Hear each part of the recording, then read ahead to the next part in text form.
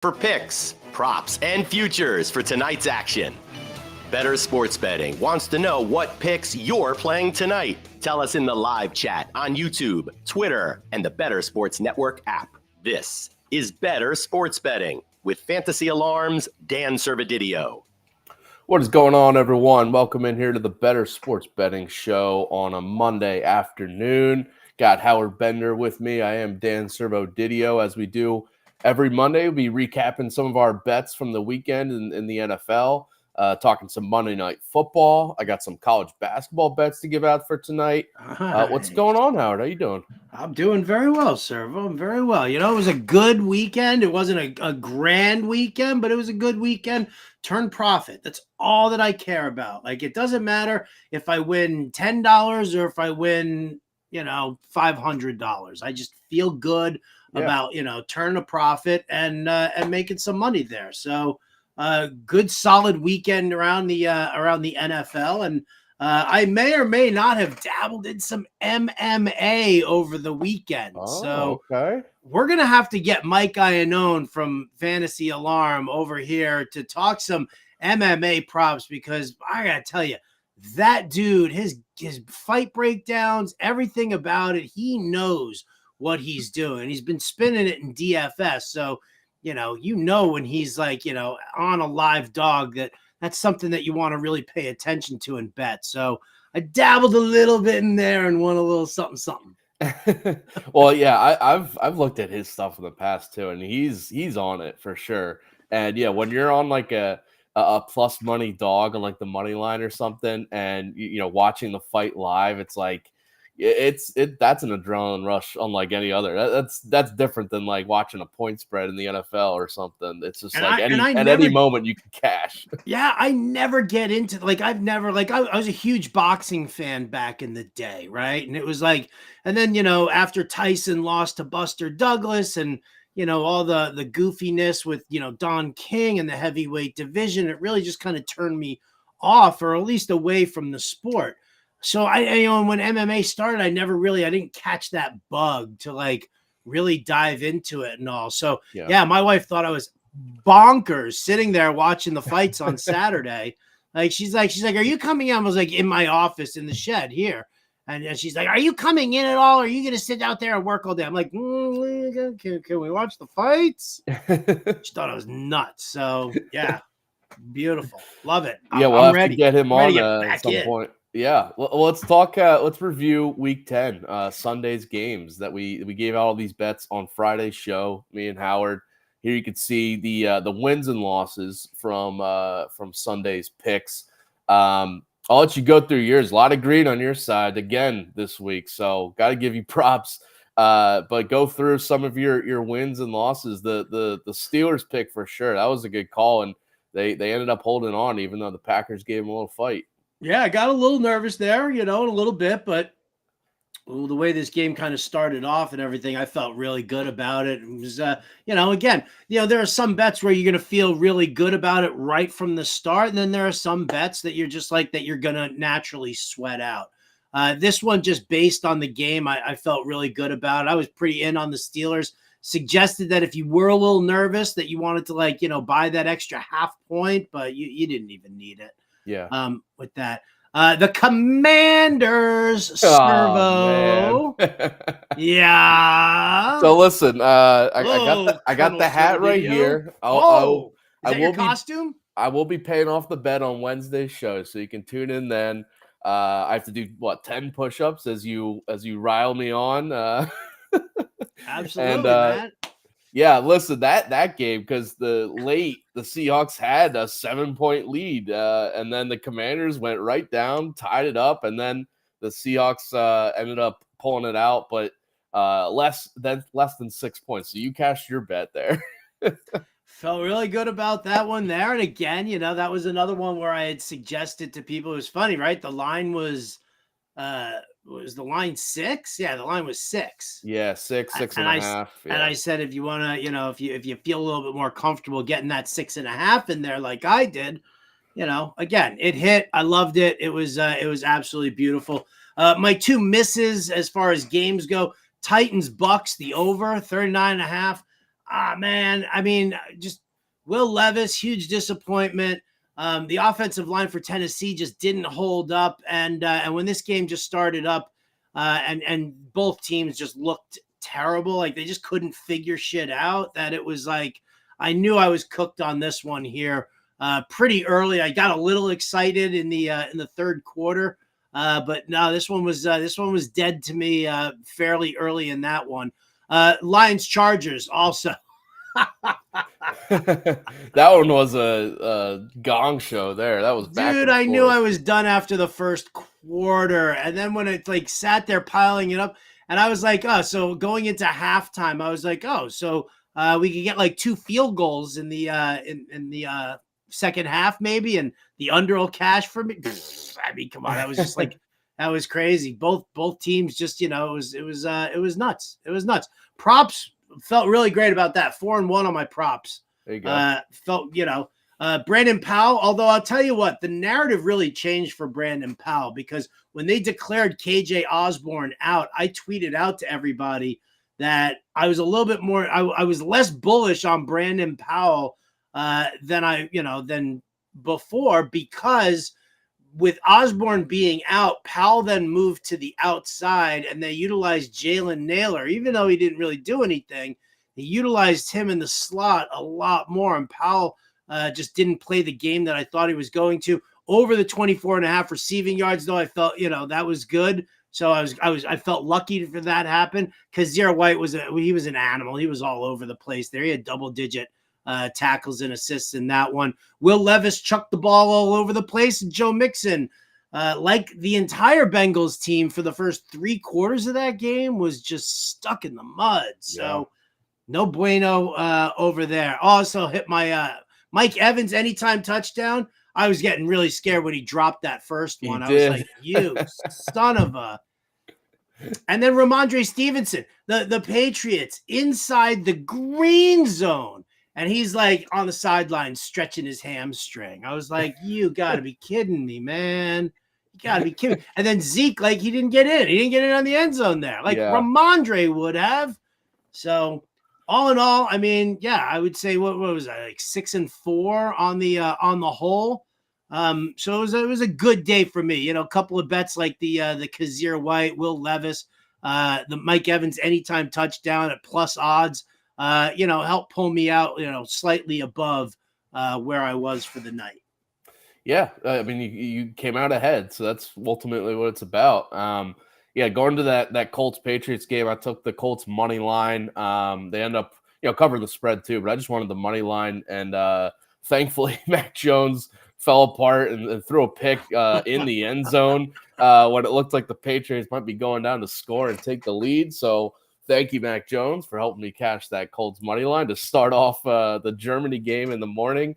Lions minus 2.5. This is what I said. The line was 3, and I said go down to 2.5 because I could see it being a field goal win, and it was a field goal win for the Lions there over the Chargers. So I'm glad I got 2.5 on that one. The Chargers made it a game. That was, you mentioned, it's just like a high scoring back and forth game. So I'm glad I got the 2.5 and was impressed by the Lions getting that win there. Josh Jacobs last night, Sunday Night Football, had, I think, over 100 rushing yards against. Yeah, he had 117, sir. It was a real fun game to watch. It was a boring game to watch. Yes. Moving right along. Moving right along. The Kenneth Murray, I had Kenneth Murray over his tackles and assists. He ended up with 5. So that was definitely just a wrong read. And in that game, I mean, nobody was tackling anybody in that game. Well, Derwin James had 13 tackles and assists. So he was the guy making all the tackles. Right? Like 6 of those were illegal hits too, right? That dude he's a nightmare. Yeah, he is. You mentioned the Commanders, pulling out the cover, but losing by a game-winning field goal by the Seahawks. Again, I was feeling good about it until that last drive when the Commanders went down and tied it because the Seahawks were leading by 7. I was like, all right, I'm going to get Howard a Seahawks call in the air, but nope. And then, all right, I gotta rant about these 2 touchdown calls I gave out because I gave out Tony Pollard, anytime touchdown, Christian McCaffrey to get the NFL record. It was minus 250. I said, throw it in parlays or something because they're going to have him go in there to get the NFL record for consecutive games with a touchdown. And they had him in the game with a blowout in the game in the last drive when they were down at like the 5-yard line, gave him the ball, I think 4 times in a row, and he did not get in. I was shocked that he didn't get in there. And of course, you got other guys scoring touchdowns left and right for the 49ers, but none of them were Christian McCaffrey. So that was annoying. And then Tony Pollard, he had a run where he got tackled right at like the 5-inch line. If you review that, maybe he was a touchdown, but they ended up, I think, throwing it to Jake Ferguson on the next play. The Cowboys did, but I mean, even in a blowout win, and how many points the Cowboys scored, and Tony Pollard doesn't get in the end zone, was ridiculous. So but it's a loss. You gotta swallow the losses. Yeah, no, that was a tough one there. And you know what? I got to shout it out to John Mpemba over at Fantasy Alarm because he really, he nailed that situation. When you're like, I never want to bet on a game that has a 3-score spread. That's, I don't want to get involved with that. Which but then you also, by the way, what's that? Which they end up covering by the way. Oh, easily. They've outscored the Giants 89-17 in their 2 games this year. Yep. 89-17. So, just a disgrace there with the Giants, but Mpemba nailed it. He was like, this is, look at the momentum that Dallas has right now. McCarthy doesn't want to screw that up. And that's, he's like, if you look at what's going on in their blowouts, even, in their blowout games, Tony Pollard's still not a part of it. He's there. He had a good game against the Giants in week 1, but there was a blowout against, who was it? I guess it was the Patriots. The blowout against the Rams. And if you look at Tony Pollard's numbers there, they're not great at all. And so, Mpemba got me. I used Pollard in DFS because for my cash games, because everybody was using Tony Pollard. It was like, okay, I'll just, I'll take that free square. If it hits, great. If it doesn't, then it doesn't hurt me because everybody else is doing it too. And so, it was just kind of funny that he had such a great read on it, and Pollard, we got to be done with him. I mean, that is a tough situation to be dealing with, especially when you see how successful Dak is with now CeeDee Lamb and Brandon Cooks and Jake Ferguson. Yeah, they're happy to go through the air and lead on Dak, making plays that way. And also in that game, Rico Dowdle out-rushed Tony Pollard. I mean, obviously, maybe in garbage time he was getting more work, but 79 rushing yards for him compared to Pollard's 55.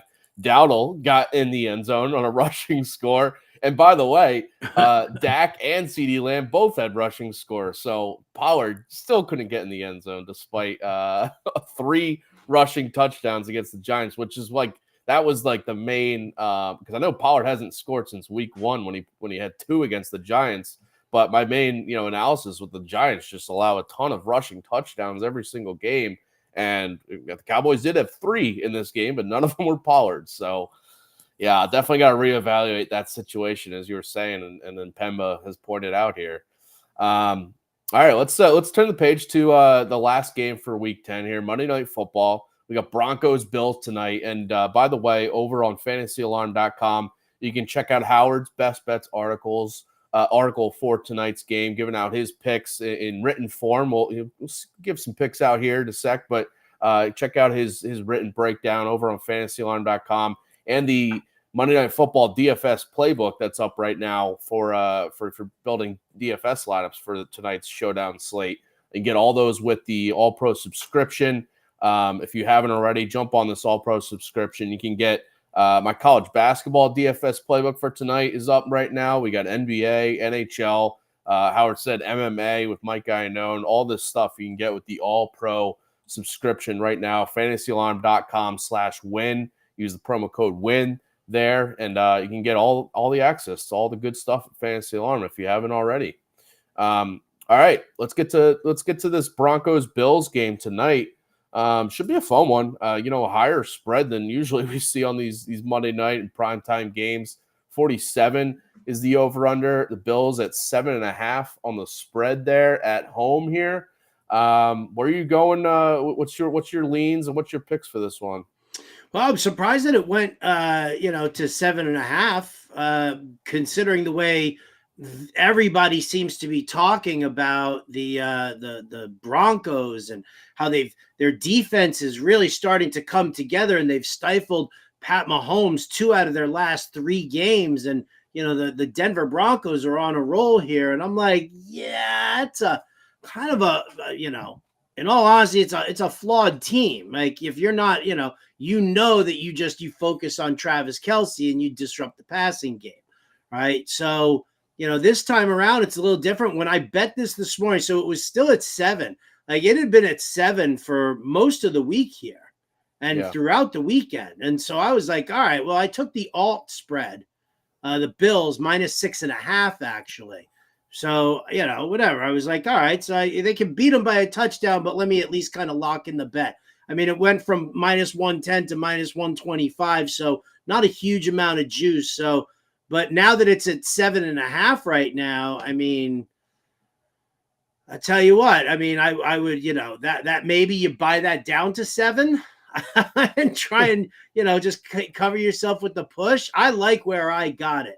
So you can still do 6.5 on some like alt lines over on BetMGM. Oh yeah. But like now that it's moved to 7.5, I don't know what the juice is on an alt line for Bills minus 6.5, but that's what I got. I got it at minus 125 this morning on BetMGM, and I locked that in. I think the Bills win this game. I think the Bills win it handily, actually. So I'm actually not really that worried about the 7.5. Like that, it really. I think we're overrating Denver a little bit. And I know, like, here's the narrative, Servo, right? Everybody says it. Everybody's like, oh, well, you've got, Denver and they looking so good, and the Bills and they look terrible, and look what's going on. They've lost 2 out of their last 3. They've lost 3 out of their last 5. They haven't covered the spread in like 4 or 5 weeks or something like that. So, I mean, that's the whole thing that everybody's talking about. And so I still think that talent wins out here. And, these are not teams that are familiar with each other. Denver sees the Chiefs all the time, right? Twice a season. So even if it's if it's a different coaching regime, the personnel on the field still knows what they're up against here, having played against them twice a year, every year. So, I look at this one here, and I've got the Bills minus the 6.5 points. I'm fine doing the 7.5 because I think that they cover that too. And then that tilts me to the under as well, because, while I do worry that Josh Allen is the type of guy who likes to run up the score, especially in a situation like this where it's Monday Night Football and everybody's been so down on the Bills. But I kind of look at this one and I'd say, maybe like 31-10, 31-14 kind of a game. That's where I'm kind of leaning on here. So I've actually got the under 47.5 with the Bills covering the spread. All right. Yeah. Listen, I'm not making a game pick on this, but I'm with you on the Bills to cover this spread. And I think the 7.5 is fine too. I think it could be a double-digit win for them.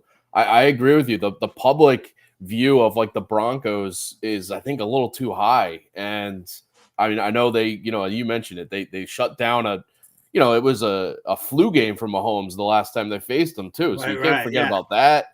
And their win before was against the Packers team. Like it was, I just think, I don't think the page is completely turned on the Broncos season this year. They're still, I think, a below average team in the NFL. And I know this was a team that was like going to be selling everybody off via trade right before the deadline. Right. Yeah. And then all of a sudden they woke up at the worst possible time. Like, I mean, you could have, shed all of this extra dead weight off of your roster and rebuilt for next year. But instead you're like, oh, I just got faked into, that we're better than we actually are now all of a sudden. Yeah. So, and I'm not buying into like the fact that the Broncos are coming off a bye week too. I mean, I know that helps obviously, but I'm not buying into that part. And the Bills side of things, you mentioned it. They have not covered a spread in 5 straight games now. I think that's a good sign that they're going to cover tonight because they're due. Yeah, they are due. But actually, though, that's just how these spread trends work. It's like they're not going to not cover spread, continually. This is a really good team still. I know their record doesn't totally say that, but I think they're going to beat up on Denver here too. So I'm with you on the 7.5. All right, how about some props here? I'll go first with one of mine. I love Dalton Kincaid's receiving yards to go over tonight. 52.5 it was on BetMGM, -120. I just think this is too low for what his now role is in this Bills offense, where he's basically the second target behind Stephon Diggs. With Dawson Knox out of the lineup these past 3 games, he's gone over this line, cleared it well over this line in each of these last 3. He had 81 yards on 10 catches last week. And the Broncos come in. They're a bad defense against tight ends this year. I think it's like 26th or something in DVOA against tight ends. But they're allowing an average of 72 receiving yards per game to the tight end position. And a lot of those have been, against different teams that utilize 2 or 3 tight ends, but it's basically the Kincaid show at the tight end spot now that Knox is out for Buffalo.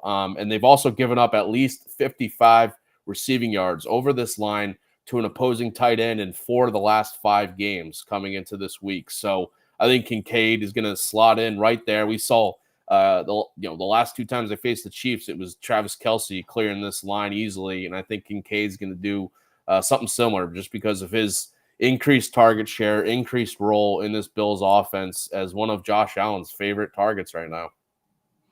I love this bet. This is in my article. I went for that as well. I'm definitely in on that. I'll tell you what, I didn't give it out in the article because, I don't want to just throw out a whole mess of things, but because I got it at plus 115, I also sprinkle a little something onto Dalton Kincaid's over 5.5 receptions. Yeah. 5.5, it's a tough number. He obviously is targeted heavily, but, I was like, does he come down with 6 catches? We'll see. Vegas obviously has a reasoning for the way they're laying their odds out. I sprinkled a little something on that just to go along with the receiving yards prop as well. So, yeah, I can get behind that one for too. Sure. All right, let me give you one of mine. Cortland Sutton. You know how much I love Cortland Sutton. You know how much I love the X receiver in a Joe Lombardi offense. Funnels targets their way. Cortland Sutton has been a heavily targeted player. We've seen it. He's coming up in the end zone. We love that. The Bills, since they lost Tre'Davious White, have been really, really rough, actually. You're talking about they ranked 28th in DVOA against the opposing number 1 wide receiver. And they're giving up, I think it's like an average of 6.5 to 7 catches per game. So Cortland Sutton over 3.5 receptions. I thought that was a little on the low side for him. I know that sometimes, Russell Wilson, especially with their increased usage of Javonte Williams, I know that Russell Wilson doesn't really throw the ball a ton. His pass attempts prop was, 29.5 today. I kind of thought about the under on that, but in order to celebrate my narrative of Cortland Sutton over 3.5 receptions, Servo, I ignored the Russell Wilson attempts prop and hope that he just spends all day throwing to Cortland Sutton. Yeah, it's probably going to end up happening. He's the top guy there for sure. And I don't know the exact stat, but I think that the Bills' numbers against number 1 wideouts this year have not been great. I know they just brought in, Rasul Douglas in the trade deadline, but I don't think that's going to totally shore up their coverage of number 1 guys, losing Tre'Davious White a few weeks ago. I'll go. I think we both have tackle props for the Broncos here, but I'll go with mine first here. We love our tackle monster props, man. They're the best. We could have 2 tackle monster props, and Alex Singleton, I think, is going to be one of them because here's a stat that I think is going to back up both of us because the Bills this year, and the way we have talked about this game, I think the Bills are going to really dominate the time of possession in this game. I think their offense is going to be on the field a lot here. It's going to force the Broncos just both their middle linebackers. And I have Alex Singleton here. I think you have Jewel, but the Bills this year, they've allowed 12 different double-digit tacklers in 8 games this season. It's just kind of the way their games go, especially the way they run their offense. A balanced offense where they like to use the run, but a lot of their passing and a lot of their completions are shorter yardage. I mentioned Kincaid, but a lot of Diggs' catches are shorter yardage. They're not going downfield too much, so it just leads to a lot of tackles, especially for linebackers. An opposing linebacker has had at least 9 total tackles in all but one game this year against the Bills. And the last couple matchups, we've seen Jermaine Pratt, Levante David, Bobby Okereke all go for double-digit tackles in recent games against the Bills. And, I have Singleton here because he's had at least 10 total tackles in 5 of the last 6 games. He was under this last week against the Chiefs, or last game against the Chiefs, only at 7. But I think this is just kind of a bounce back for him because he's been, one of the tackle monsters for the Broncos, 73 on the year, averaging 9.1 per game. So minus 150 on BetMGM to get the over 8.5 here for him. But I think it's going to be like a 10, 11 tackle game for him. Yeah, I mean, Josie Jewell is the guy who, usually does some tight end coverage as well. So I looked at his and I was like, ooh, how is Josie Jewell at 66.5 tackles while Singleton is sitting at 8.5, right? I was like, I find that very, very interesting. And I was only doing it for minus 140. So Jewell has hit this over in 2 out of his last 3 games. So, same mindset as you, like the way that this defense, they're having the tough cover corners funnels everything to the middle of the field. And so when you're talking about Buffalo, what they like to do anyway is attack the middle of the field. So it's like the perfect storm, I guess, lining up. So we should like Wonder Twin Power activate kind of a bam, right? Oh, let me stretch it. There we go. And we roll with this. Singleton for you, Josie Jewell for me, over 6.5. I can see them both having like 10 tackles tonight, so I'm with you on there. Let's parlay those suckers up together, right? Yeah, there we go. All right, so there's some bets and props for tonight's Monday Night Football game. Again, check out the Howard's Best Bets article, the Monday Night Football DFS playbook that we have up there. Britt Flynn, I saw, has some sleeper picks and props that you want to check out over on Fantasy Alarm. I've got the Underdog Fantasy plays, so go get the All-Pro subscription, get all this stuff. Scan that QR code that Howard is expertly pointing to right now. And get on it. By the way, we also have the BetterCast app going for tonight's Monday Night Football. So definitely download the BetterCast app if you haven't already. Go to the Apple app or Google Play stores. Scan this new QR code right now for the BetterCast app for Broncos-Bills tonight. You can win real authentic NFL signed gear and collectibles. Answer all those pregame questions and in-game questions during the game. Just must be at least 18 years old to play. He's pointing at it in multiple ways now. I'm trying to find more creative. Oh, see, I like to when it sparkles like that. I kind of like to try and get the fingers going there. So good stuff all around. Thursday nights, by the way, they're turning into the Bender Cast. More on that later on here, but scan the QR code now. Jump in, watch Better Cast tonight for a little Monday Night Football. Servo, I watched some college bets, college hoops. When I was growing up, Servo, for me, a wee lad, I don't know if it was, oh, look at that. There you are, watching game film. You were growing up in the black and white like this? Right, exactly. That was what it was. We didn't have color back in those days, and we were happy. No, but when I was growing up, dude, Big East basketball was all the rage. And I mean, I grew up in New York City, so it was like, obviously everybody loves St. John's, which immediately made me love Georgetown.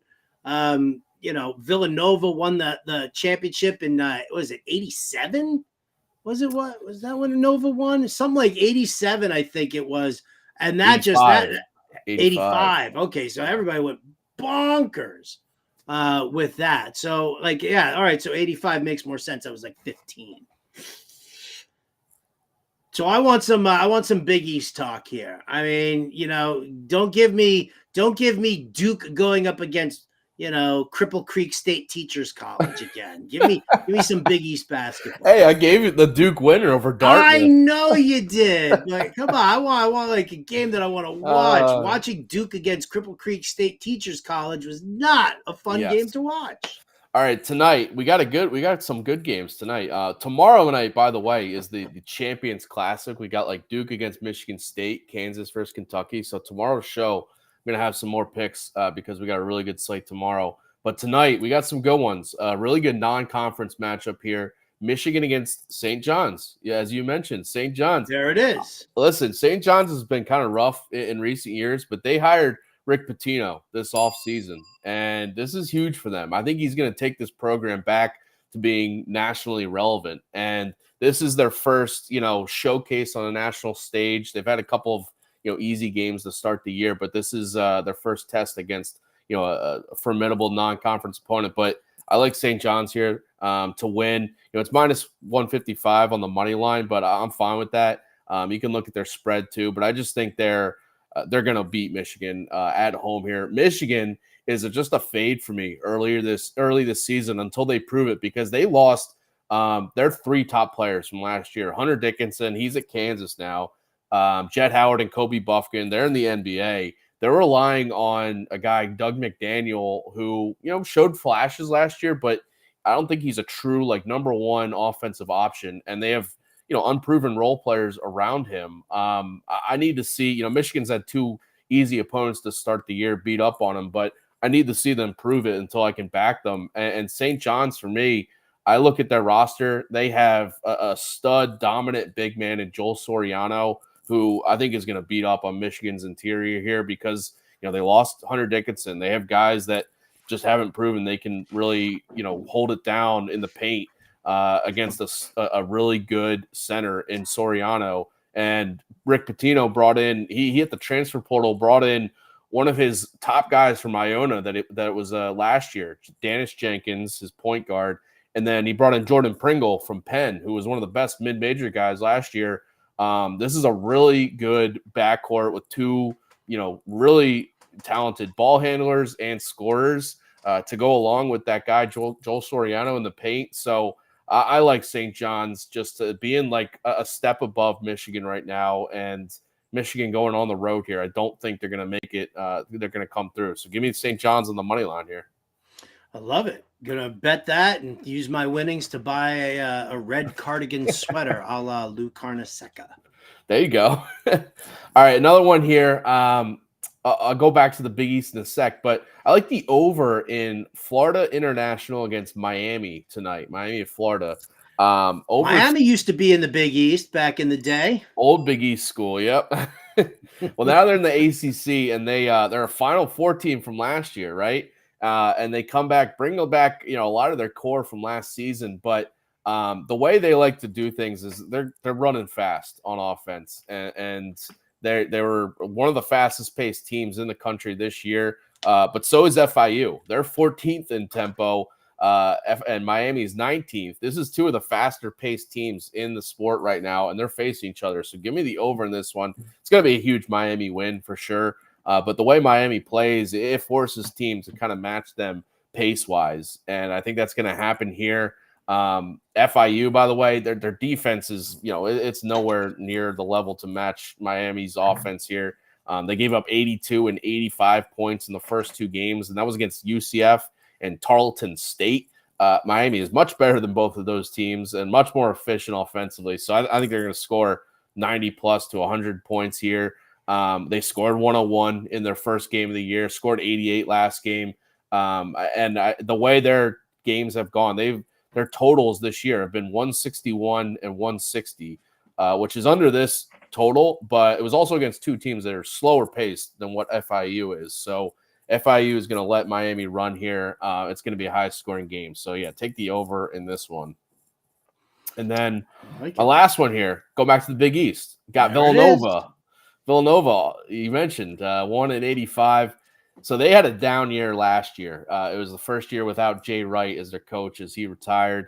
Kyle Neptune there had, kind of had a rough start last year, but this year this is a top 15, top 20 team in the country, and they deserve to be favored by double digits here against Penn. I love this as a Philly guy. This is a nice, we know about the Big Five schools. We got like Temple, LaSalle, St. Joe's, Villanova, Penn. These guys all play each other early in the year, so it's a semi-rivalry matchup here. But Villanova is just a clear tier or multiple tiers above Penn.